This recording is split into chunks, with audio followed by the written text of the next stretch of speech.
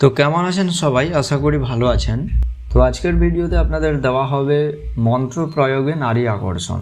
বশীকরণ এবং আকর্ষণ এই দুটি কার্য একই রকম হলেও অনেক পার্থক্য রয়েছে।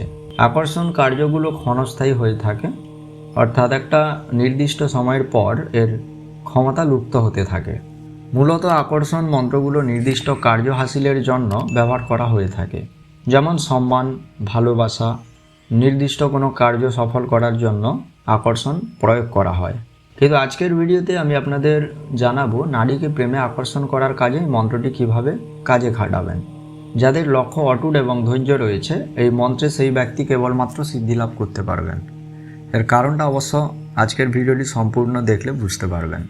তো চলুন, এখন আমি ভিডিও স্ক্রিনে একটি মন্ত্র দেব। সেই মন্ত্রটি প্রথমত ভালোভাবে দেখুন। মন্ত্রটি হচ্ছে ওং হ্রিং চামুণ্ডে জল জল প্রজ্জ্বল প্রজ্জ্বল সাহা। তো প্রথমে এই মন্ত্রটি আপনাকে 10,000 বার জপ করতে হবে, অর্থাৎ 10,000 বার জপ করতে হবে। 10,000 বার মন্ত্রটির জপ না করা পর্যন্ত এটি সিদ্ধ হবে না।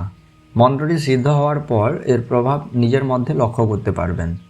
যখন কোনো কামিনীর প্রতি দৃষ্টিপাত করে এই সিদ্ধ মন্ত্রটি শুধু একবার পাঠ করবেন, এই মন্ত্রের প্রভাবে তৎক্ষণাৎ ওই নারী আপনার প্রতি আকর্ষিত হয়ে আপনার পিছনে পিছনে চলে আসবে।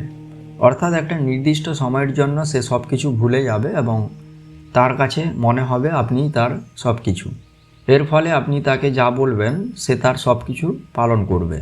এখানেও একটি কথা আপনাদের বলে রাখি, খারাপ উদ্দেশ্য নিয়ে তন্ত্রমন্ত্র প্রয়োগ করা নিজের ক্ষতির ইঙ্গিত করা। তাই অবশ্যই এই ক্রিয়া কখনোই কোনো খারাপ কাজের উদ্দেশ্য নিয়ে করবেন না। যদি আপনার উদ্দেশ্য সৎ হয়ে থাকে তবে এই ক্রিয়া আপনি প্রয়োগ করতে পারেন। আশা করি আজকের ভিডিওর সম্পূর্ণ অংশ বুঝতে পেরেছেন।